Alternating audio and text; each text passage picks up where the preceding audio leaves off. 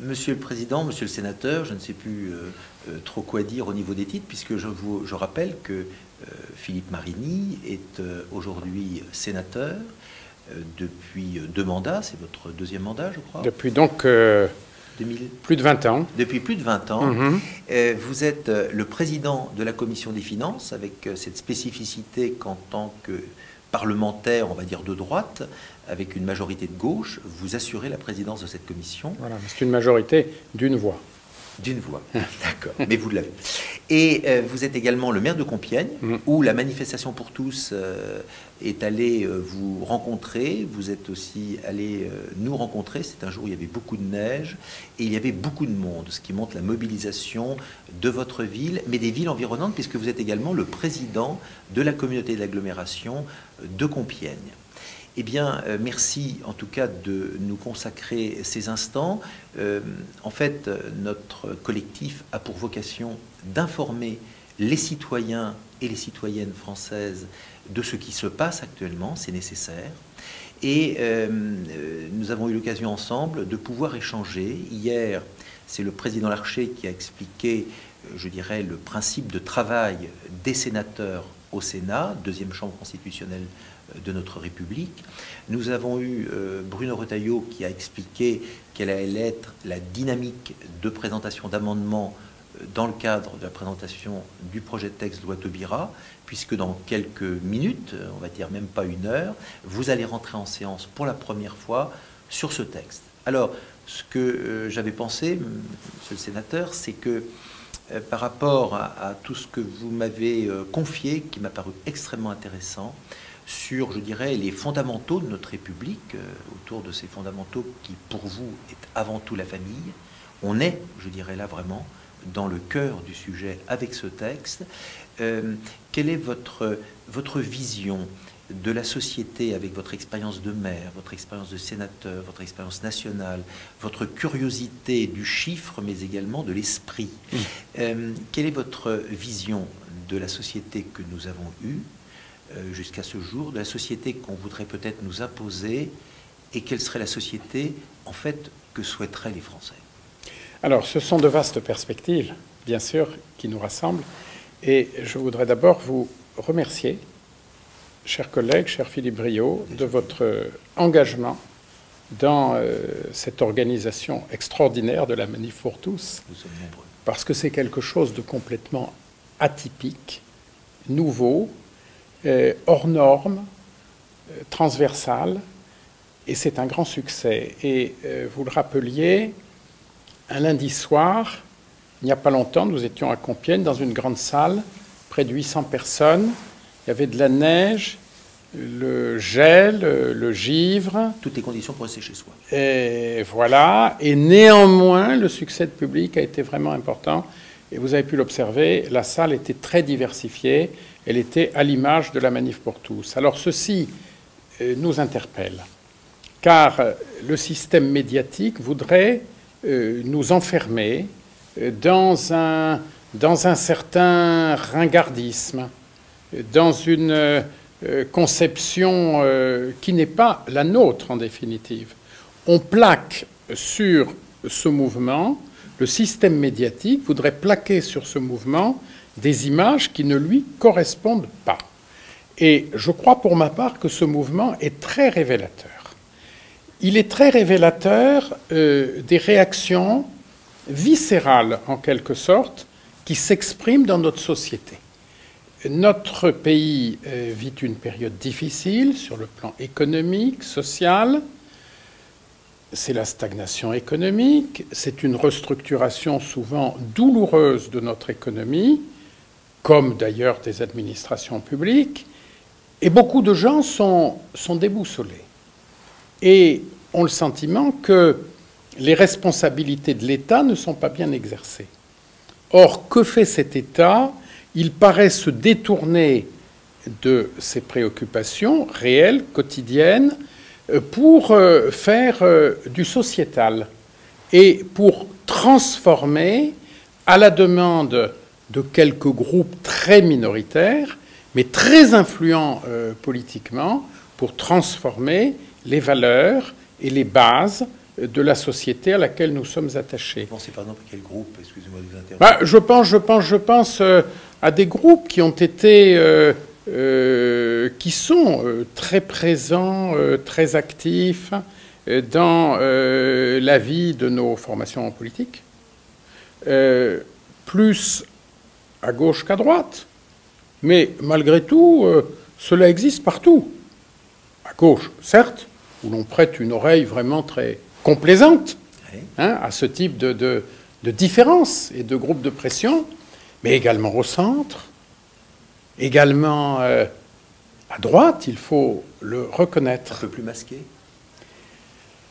Marginal, personnel, mais néanmoins, on peut l'observer dans certaines déclarations. Bon, je ne vais pas me livrer à un tableau individuel, mais chacun sait que des collègues préfèrent afficher des réserves, voire une opposition, se montrer eux aussi quelque peu complaisants. Or, le mérite de la Manif pour tous est de s'élever au-dessus de ces petits procédés, de ces liaisons équivoques qui existent au sein du personnel politique et du monde médiatique. Et je pense que c'est une très bonne chose, je voudrais le dire d'entrée de jeu, de ne stigmatiser personne. La société, les valeurs qui la sous-tendent, c'est le bien de tous, c'est le bien commun. Et chacune et chacun, quelle que soit son orientation, son mode de vie, doit pouvoir se sentir à son aise et capable d'exprimer ses projets, de les réaliser dans cette société. Donc, il y a une espèce de détour qu'utilise le gouvernement actuel, la majorité qui est actuellement aux affaires, et qui est, à vrai dire, assez déboussolée en matière d'économie, car on admet une certaine discipline, par exemple discipline des comptes publics, on parle européen à Bruxelles, mais sur le plan national, les efforts sont beaucoup plus difficiles. Et ce grand écart, ce double langage, ne font, à mon avis, que miner la crédibilité politique, en tout cas celle de cette majorité. Alors, que fait-elle?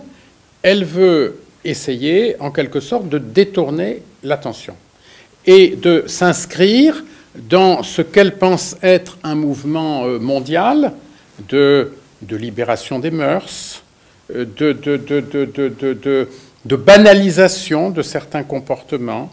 Et ceci donne la loi, le projet de loi aujourd'hui, dit projet Taubira. C'est un détour, en quelque sorte, pour demeurer sur ce terrain fidèle aux promesses qu'on a faites à ses électeurs, alors que sur tout le reste, on est complètement incapable d'être fidèle à ses promesses. Donc c'est d'abord cela, le malaise qui s'exprime dans l'opinion.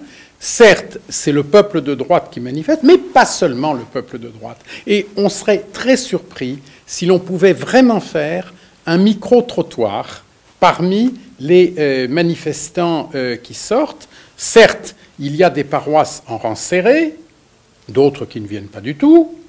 Cela dépend des circonstances locales, de leur animation, de leur état d'esprit. Mais il y a aussi des gens qui pourraient raconter des histoires tout à fait étonnantes. Et c'est bien cette expression de la société que j'apprécie dans la Manif pour tous. Alors, vous qui êtes le président d'une commission où vous avez autant de sénateurs de droite que de gauche ou de non-apparentés particuliers, est-ce que, en échangeant justement avec vos collègues, vous ressentez, je dirais, une diversité d'opinions sur le sujet de société? Est-ce que dans quelques heures, vous pensez que les sénateurs, dans leur sagesse, peuvent se retrouver ou par le biais d'amendements qui, je dirais, modifieraient la notion de mariage et d'union civile, puisque c'est le premier article qui va être discuté très fort? Et est-ce que vous pensez que la liberté de conscience, aussi bien à droite qu'à gauche, peut, je dirais, voir dans les heures et les jours qui viennent une vision peut-être un peu différente de l'Assemblée nationale? Alors, comme vous le savez fort bien, à l'Assemblée nationale, il y a eu une logique de parti, mais aussi des défections qui se sont équilibrées. Oui. Plus 10, moins 10, ça s'est équilibré. Au Sénat, je ne sais pas, car il est possible qu'à gauche, par exemple parmi les élus d'outre-mer, on voit s'exprimer des voix un peu analogues à celle de ce député de la Guadeloupe qui avait été très véhément. Bien sûr. Ce n'est pas du tout une chose impossible. Et Lyon?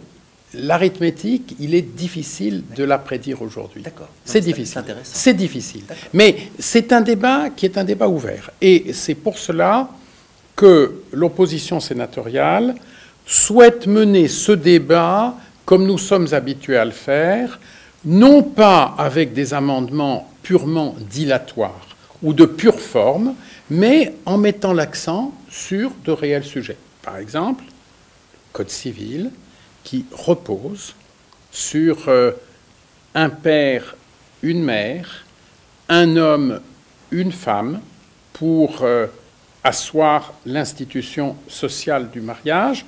Le Code civil doit être respecté. Et il me semble que cette position, que certains de nos amendements, si l'esprit de parti ne l'emporte pas, pourrait convaincre des collègues qui n'appartiennent pas aujourd'hui à l'opposition sénatoriale. Monsieur le Président, donc nous avons ce matin un sondage de plus, alors on peut porter au sondage ce que l'on veut, mais il y a quand même une indication, c'est qu'aujourd'hui, on serait à peu près à 50-51% de Français qui seraient favorables au mariage des homosexuels. Est-ce que dans le terme mariage, il y a union ou pas? D'autant plus qu'il faut s'interroger sur 63% de Français qui seraient défavorables à l'adoption PMA, GPA. Donc comment expliquer 51 et 63? Est-ce qu'il y aurait 14%, vous qui êtes l'homme des chiffres, qui serait le différentiel de personnes qui confondraient union et mariage? D'abord, depuis qu'on fait des sondages sur cette question, le taux d'adhésion à ce projet ne cesse de décroître. 51%, ça veut dire qu'il n'y a plus d'avance dans l'opinion publique pour les partisans de ce texte.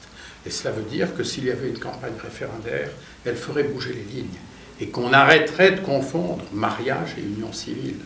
On ferait de la pédagogie. Et je suis convaincu, pour 1001 raisons, que ce texte serait repoussé par le peuple à une large majorité. Ensuite, il y a le lien ou l'absence de lien entre l'union et la filiation. Et vraiment, vous le savez, il y a une expression qui me fait bondir, c'est l'expression « droit à l'enfant ». Le droit à l'enfant, cela suggère que la recherche du bonheur individuel, à un moment donné, pourrait conduire une personne, un couple quel qu'il soit, à vouloir se doter, parmi tous les biens dont on dispose, d'un enfant. Un enfant considéré comme un bien, comme un objet qui vous appartiendrait. Et oui, cette expression me fait bondir. Et je pense que si l'on raisonne conformément au bon sens, on doit reconnaître qu'il y a des droits et des devoirs des parents et des droits et des devoirs des enfants. Et parmi les droits des enfants, il y a celui de disposer d'un milieu familial qui soit le meilleur possible pour assurer son propre épanouissement et son cheminement dans la vie. C'est le premier droit de l'enfant. Certes, le droit de ne pas être maltraité, le droit à la santé, le droit à l'éducation, mais d'abord et avant tout, le droit de pouvoir se développer dans un contexte familial qui vous apporte toutes les chances dont vous pouvez avoir besoin au début de votre existence et dans tout le cheminement de votre existence. Puis bien entendu, ces droits sont corrélatifs de devoirs. C'est pas ceux qui pensent que l'enfant doit respecter ses parents. Pour que les parents soient respectés, il faut qu'ils se rendent respectables. Chacun peut se rendre respectable à sa façon, naturellement. Mais les parents représentent un modèle. De quelle force se prive-t-on si l'on perd l'image, le repère du père, n'est-ce pas, qui est une sorte de fil conducteur pour toute l'existence. Alors, ce sont des facteurs qui ne s'organisent pas. C'est la nature, c'est l'affection, c'est l'amour qui en décide. Mais vouloir, avant toute chose, proclamer le droit à l'enfant, c'est vraiment tout confondre. Et quand je dis cela, je me place à l'échelle d'une évolution millénaire, ou plus exactement d'une constante, à la vérité bien plus que millénaire. Dans la civilisation d'aujourd'hui, comme dans la civilisation d'autrefois, et peut-être encore un peu plus, parce qu'il y a plus d'insécurité, il y a plus de raisons de douter de tout. Ces repères du foyer, de la famille, sont absolument essentiels. Et si l'on en est privé, on doit être encore beaucoup plus fort. Alors, certes, nous sommes dans un monde de compétition, où la fortune sourira davantage aux forts qu'aux faibles.